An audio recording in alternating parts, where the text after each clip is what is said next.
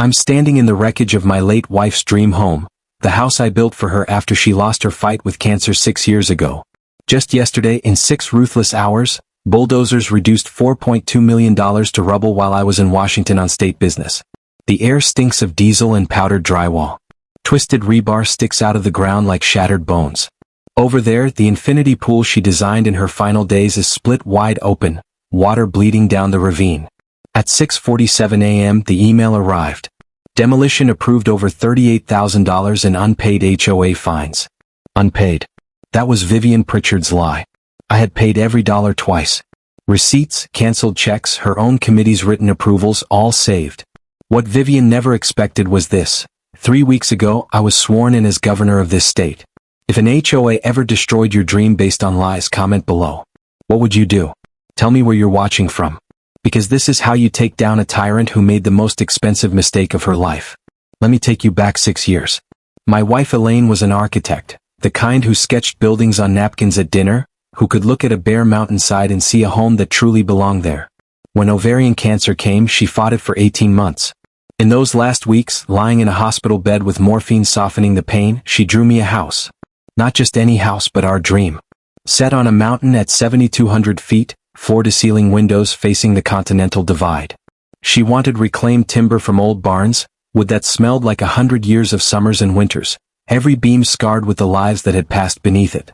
She designed an infinity pool stretching toward the valley, like it was spilling straight into the sky. Build it, she told me 3 days before she died. Promise me you'll build it. I was 51, an appellate court judge, no children, and suddenly no wife. So I built it. 2 years spent hunting down every piece of reclaimed timber she specified. Cedar from a Montana barn that still carried the faint scent of mountain air. River rock for the fireplace. I can still hear those stones settling into place, that dry click-clack like nature applauding. The custom steel and glass atrium she called the mountain's breath, designed to catch the wind and make it sing. When it was finished, I moved in. Ridgemont Estates, an upscale gated community 90 minutes from the state capital. 340 homes. Quiet. Private. That piece lasted about 8 months. Then I met Vivian Pritchard. 61 years old, blonde hair shellacked into a helmet that could survive a Category 5 hurricane. Always wearing turquoise jewelry like she was personally keeping a Southwest gift shop alive. She drove a white Cadillac Escalade with vanity plates reading HOA Pres, because subtlety clearly wasn't her strength. HOA president for 9 straight years. No one ever ran against her. I wonder why. She owned a real estate brokerage in town. Her husband Garrett, a retired state trooper who still carried his badge like he expected to arrest someone at the community pool, ran security consulting for the HOA. The trouble began when I repainted my exterior trim a smoky quartz gray Elaine had chosen. The architectural committee approved it in writing. 3 weeks later, Vivian showed up at my door like a turquoise-draped angel of bureaucratic death.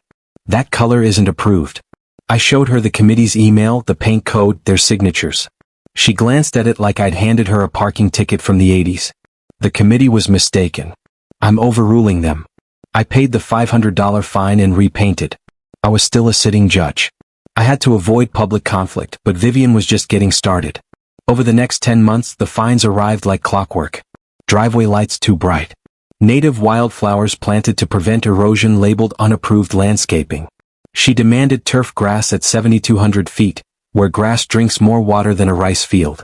Then came the fine for my housekeeper Lucia's 15-year-old Toyota being classified as a commercial vehicle. That was when the pattern became obvious.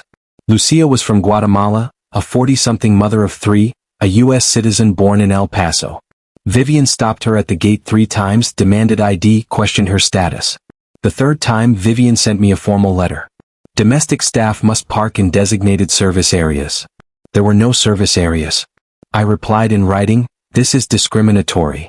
Her response, "I don't see color. I see violations." By month 10, I had paid $34,000 in fines. Every one documented. Receipts saved. Canceled checks filed.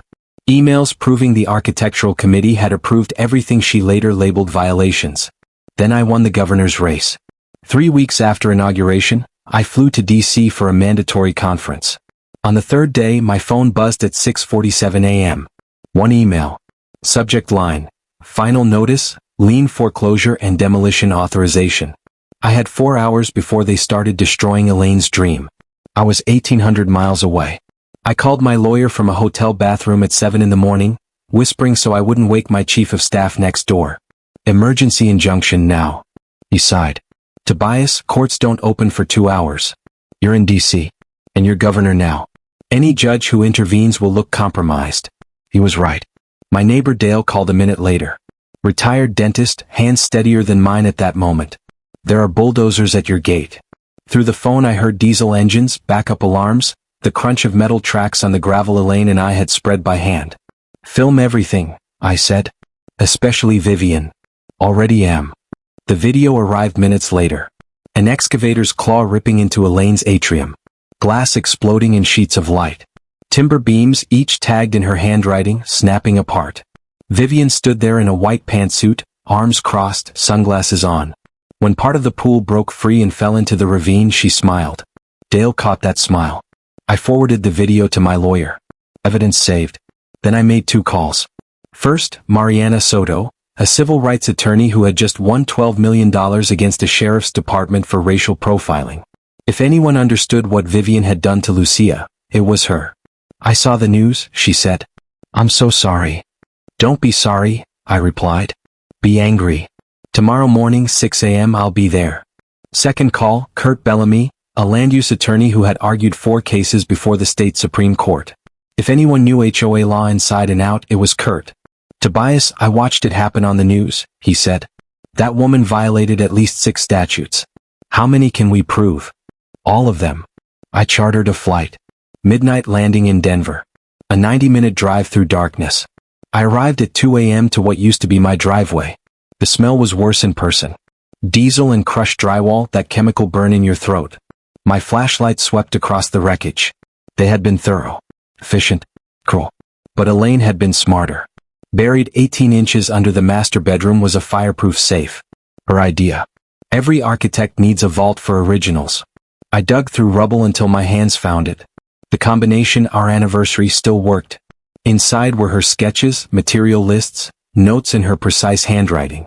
Beneath those, my ammunition. Every receipt. Every canceled check. Every approval email. My father prosecuted criminals for 30 years.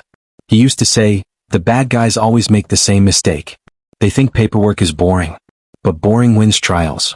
Vivian had just handed me a trial. Mariana arrived at 6 wearing steel-toed boots and carrying a crime scene camera. Kurt showed up 10 minutes later with legal pads under his arm. We walked the perimeter. Mariana took 200 photos. Kurt muttered statute numbers like spells. This is the cleanest HOA violation I've seen in 40 years, he said. No certified mail. No hearing. Demolition during a 4-hour window while the owner was out of state on official business. He looked at me. This is a civil rights attorney's dream and an HOA president's nightmare. Good, I said. By 8, news crews arrived. Vivian had invited them for her victory lap. She stood there in her pressed white suit telling Channel 7, no one is above the law, not even a governor. I waited until she finished, then stepped into frame. I wasn't expecting my house demolished with 4 hours notice while I was serving my state in Washington. I explained HOA law. 30 days notice. Certified mail. A hearing. I held up my notes. I got an email at 6:47. Demolition at 9. No hearing. The anchor turned to Vivian. Her smile vanished. I held up the canceled checks. $34,000. Every fine paid. Kurt presented the HOA bylaws. The president can't overrule the architectural committee without a board vote. Silence. Mariana announced 18 homeowners ready for a class action. Vivian climbed into her Escalade and fled. The anchor asked what was next. Now we let the law work, I said. And behind me the lawsuits were already being written. Mariana began methodically. Mrs. Pritchard, you testified that all procedures were followed. Let's examine the demolition vote. How many board members approved it? Unanimously. The board has 5 members. The minutes show only 3 present. 2 submitted sworn affidavits stating they were never notified. How does 3 out of 5 equal unanimous? Vivian shifted in her chair. They were notified. They must have forgotten. So you're saying 2 board members committed perjury? Her attorney cut in, but Mariana slid an email across the table. The one where Vivian wrote, Kendrick is running for governor. We need him out. Find a reason. Can you explain that? The color drained from Vivian's face. That's taken out of context. What possible context makes find a reason to remove a homeowner acceptable? Silence. In another email you wrote that Mr. Kendrick would attract protesters and media attention if elected, and that you needed him gone. Is that accurate? He was destroying the community, Vivian snapped, her voice rising. His staff, his visitors, people like him think they can move in and change everything. He didn't respect our traditions. You wouldn't understand. You people never do. The room went still. Mariana, Latina, calm, deliberately set down her pen. Excuse me, you people? A long silence followed. Vivian's attorney stood. We're taking a break. While Vivian unraveled, I was meeting Hector Ruiz, a structural engineer and an old law school friend. He'd been reviewing the demolition. We've got a serious issue, he said in his office that smelled like coffee and blueprint toner. The contractor ignored EPA protocols. He showed me lab results. Asbestos confirmed in 12 salvaged barn timbers. No EPA notification, no air monitoring, no containment. They tore it apart and let it spread. How bad?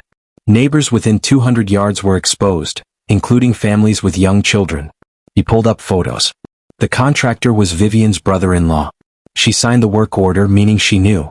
This wasn't negligence. It was a criminal environmental violation. Hector explained that asbestos abatement requires licensed crews, sealed containment, and monitoring. None of it happened. EPA fines run $25,000 per day, plus health liability. Can we file? Already drafted, he said. You don't even need a lawyer. EPA investigates most credible asbestos complaints within 90 days. He handed me a folder with photos, lab reports, and a timeline. As evidence piled up, the community mobilized. Dale organized a fundraiser at the local church to rebuild Elaine's dream. 140 people showed up, not just from Ridgemont Estates but from across the county. People who'd faced their own HOA abuse who wanted to help. They raised $68,000 in one night. Standing at the front of that hall, surrounded by strangers turned allies, I felt something I hadn't since Elaine died. I wasn't alone. This money will fund a scholarship in Elaine's name for architecture students, I said. Vivian made one last desperate move. She tried to foreclose on Iris, the elderly widow who'd signed the fake complaint, claiming $12,000 in unpaid fines. Iris's daughter called Mariana in tears. Mariana filed an emergency injunction. The judge stopped it within 24 hours, but local news ran the headline. HOA president targets 79-year-old widow. That night my phone buzzed. Text from Rex. Garrett just hired a criminal attorney. Good, I replied. Let him panic. Kurt's paralegal found the next bomb during routine records research. A mechanic's lien filed 18 months earlier against Ridgemont Estates HOA by Mountain Peak Paving for $127,000. Kurt called immediately. I drove over. The lien was valid. The company resurfaced all the roads. Vivian approved the work. The invoice was never paid. Kurt showed me the HOA financials. Homeowners were assessed exactly $127,000 for the project. The money existed. Then bank records showed it was transferred 3 days later to a Nevada LLC, Ridgemont Management Services, owned by Vivian and Garrett Pritchard. The scheme was obvious. Collect legitimate fees. Transfer them to a shell company. Leave the contractor unpaid. State law allowed foreclosure on HOA common property after 2 years. 6 months left. Amenities would be gone unless someone paid roughly $145,000 with interest. I asked for a meeting with the paving company owner. Rick Delgado ran his business out of a shop smelling of asphalt and oil. Calloused hands, honest work. Governor, he said. Didn't expect this. Call me Tobias. I told him I could get him paid within 60 days if he attended the HOA town hall and told his story. No tricks. Just the truth. He shook my hand. I'm in. Back at Kurt's office we laid everything out. Embezzlement. Self-dealing payments. Theft. Discriminatory enforcement. Illegal demolition. Environmental crimes. Witness intimidation. This isn't an HOA dispute anymore, Mariana said. It's organized fraud. We plan to expose it publicly at the mandatory town hall. Witnesses. Documents. Press. No spin possible. We prepared like prosecutors. Evidence boxes, timelines, rehearsals. Witnesses practiced 60-second statements. Facts only. Hector finalized his 40-page report. I filed the EPA complaint myself. Dale set up live streaming. Journalists were briefed separately. The night before, I walked the ruins at 3 a.m. and found a shard from Elaine's skylight. I kept it. Vivian emailed homeowners trying to ban guests and media. Kurt shut it down citing bylaws. I requested a neutral sheriff's deputy. On meeting night the clubhouse filled to fire code capacity. Cameras rolled. Vivian opened with scripted optimism. Then questions started. Financials. Legal fees. The demolished governor's house. Board members contradicted her. Emails surfaced. Chaos followed. When I stepped to the microphone the room went quiet. I presented proof of paid fines, fabricated violations, racist emails about Lucia, stolen road funds, and an unpaid contractor ready to foreclose. One by one witnesses stood. Phones recorded everything. By the time the sun set behind the mountains and the live stream count climbed, the truth was undeniable. This wasn't revenge. It was accountability. And it was finally happening in the open. I can foreclose on the clubhouse. A wave of gasps moved through the room. Homeowners started shouting. We paid that special assessment. Someone yelled, I paid $1,800. Kurt stood up. The money was collected and then moved to a Nevada LLC named Ridgemont Management Services. That LLC is owned by Vivian and Garrett Pritchard. That's embezzlement. Vivian's attorney went pale. This meeting is over. My client will not be interrogated. Deputy Voss said, Sir, sit down. The governor is a homeowner. He has the right to ask questions. The attorney snapped, one more question. I said, when did you decide to demolish my house? After you refused to comply. After I was elected governor. That's irrelevant. Mariana put another email on the screen. This is from you to your attorney, dated 11 months ago. Quote, Kendrick is running for governor. If he wins, we need him out. Find a reason. Explain that. Vivian stood shaking. You're twisting this. Out of context. What context? You planned this a year ahead. You targeted me for my political career, destroyed my home, my late wife's legacy while I was serving this state. 4 hours notice. Violating state law, federal EPA rules, and basic human decency. Vivian was screaming now. You don't belong here. You never did. You and your people think you can just move in. Garrett grabbed her arm. Vivian tried to stop talking but couldn't. This was our community. We built it. We protected it. And then people like you. Phyllis stood. Vivian, sit down. You're finished. Vivian collapsed into her chair, sobbing. Deputy Voss spoke into her radio. Dispatch, send a detective to Ridgemont Estates clubhouse. Possible financial crimes. The live stream viewer count jumped to 1,200. I looked around the room. 300 faces. Angry, stunned, relieved. I'm not here for revenge, I said quietly. I'm here because no one should go through what I did. No one should be targeted like Lucia was. This ends tonight. The room stayed silent for 5 seconds. Then chaos. 3 news crews burst in. Cameras, lights, microphones everywhere. Channel 7's anchor shoved a mic at Vivian. Mrs. Pritchard, did you embezzle HOA funds? Her attorney blocked her. No comment. The podcast host cornered Garrett. Sir, did you vandalize the governor's trailer? Garrett pushed past, silent, but the real eruption came from homeowners. People silent for years suddenly stood yelling. You fined me $6,000 for a fence you approved. My daughter's Honda, you called it commercial. Where's my road paving money? Vivian grabbed her purse and tried to leave. Phyllis blocked the door. You're not leaving. We're voting now. You can't. Emergency vote to remove you as president. Effective immediately. Leonard stood. Seconded. All in favor? Hands went up. Motion passes. Vivian, you're done. Her face drained of color. This is illegal. You need the full board. The full board wasn't told about demolishing a $4 million home. Phyllis said, we'll sort legality later. Leave now. Garrett pulled Vivian toward the exit. She was screaming. You'll regret this. I gave 9 years. The door slammed. The Escalade's taillights vanished into the dark. The room exhaled. Deputy Voss stepped forward. Folks, I need statements. Anyone with knowledge of financial misconduct, discrimination, or property damage, stay. Hands shot up. 20, 30, 40 people. Rick raised his hand. Iris did too. So did Lucia. Journalists swarmed homeowners, gathering quotes. The podcast host found me. Governor, what happens next legally? The system works, I said. Civil suits filed. The Attorney General is investigating embezzlement.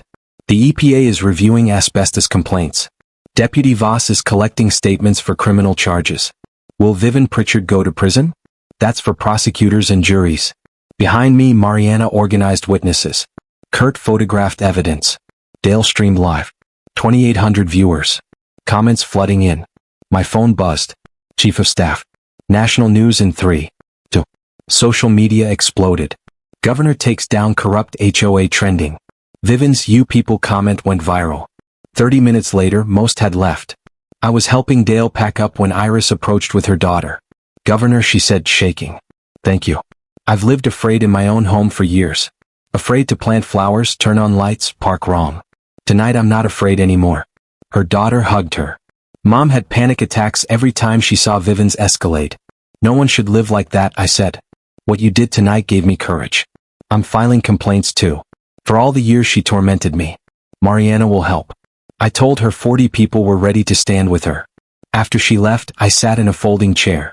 The clubhouse was empty except for Kurt, Mariana, and Dale cleaning up. The smell of old coffee and stress hung in the air. The evidence board still stood. Timelines, emails, financial trails. Vivian's corruption mapped out. "We did it," Mariana said. "Not yet. Tonight was exposure. Justice comes next." The Attorney General called, Kurt said. "Formal criminal investigation opening. FBI involved. Interstate shell companies. Federal case." Dale showed his phone. Live stream archived. 8,300 views. People calling it the most satisfying HOA takedown ever. I scrolled comments. "This is accountability." Finally someone stood up. That "You People" moment buried her. "My HOA does this. Where do I start?" That one stopped me. "Kurt, can we make a resource guide? How to request records, file complaints, organize against corrupt boards." Already started. Free in public. Outside, the mountain night was cold and clear. Stars everywhere. I stood in the parking lot where homeowners had arrived hours earlier, nervous and uncertain. They left empowered. My phone buzzed. Unknown number. "Governor, this is Carla Mendez. We met at the festival. Remember our water issue? Can we talk? 32 kids sick. State says it's safe. It's not." I stared at the message. Another fight. Another system. Another person who thought they were untouchable. I typed, "Tomorrow 10 a.m. My office. Bring everything." Mariana looked over. "You're not done, are you?" "Just getting started." Kurt locked the clubhouse. For what it's worth, Elaine would be proud. I looked back at the building where Vivian fell. Tomorrow it would just be a clubhouse. Tonight it was a courtroom where truth won. "Yeah," I said. She would be. We drove down the mountain in convoy, headlights cutting through pine darkness. Behind us, Ridgemont Estates slept peacefully for the first time in 9 years. Ahead, more work waited. Criminal trials. Federal investigations. 32 kids needing clean water. But tonight we won, and tomorrow we'd win again. The arrests came 6 days later. I was in my office reviewing Carla's water files when my chief of staff knocked. Turn on Channel 7. On screen was Vivian's house. 2 FBI vehicles. Agents carrying boxes. Breaking news from Ridgemont Estates. Search warrants executed at the home of former HOA President Vivian Pritchard. Allegations of embezzlement and wire fraud. My phone lit up. "Kurt, it's happening. Mariana, the FBI wants our files. Garrett's in custody." I watched Vivian let out in handcuffs. No jewelry. No sunglasses. Just someone who'd run out of places to hide. Charges followed days later. Wire fraud. Embezzlement. Civil rights violations. Environmental crimes. Bail set high. They couldn't post it. 2 weeks in federal custody before her daughter mortgaged her home. The real victory came in civil court. Kurt and Mariana filed a consolidated case. My demolition. 26 homeowners. Rick's lien. The insurer settled fast. 1.2 million total. My share rebuilt the house and funded Elaine's scholarship. Homeowners refunded. Rick paid off loans. Iris paid her mortgage and donated to the food bank. Ridgemont Estates changed. New board. Transparent finances. No demolitions. No discrimination. I testified before the legislature.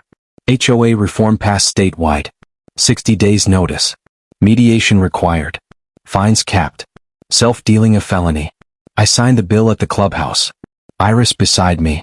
Rick and Lucia too. Within months, other states followed. I rebuilt smaller. Sustainable. Community built. The house became home. Scholarships grew. Trails opened. Festivals followed. Families walked without fear. One night, sitting on the deck, my phone buzzed. Vivian pleaded guilty. 8 years. I showed Lucia. Is it over? For her, yes. For us, just beginning. Somewhere families were safe. Somewhere tyrants were exposed. And here, on this mountain built from loss and justice, I was finally home.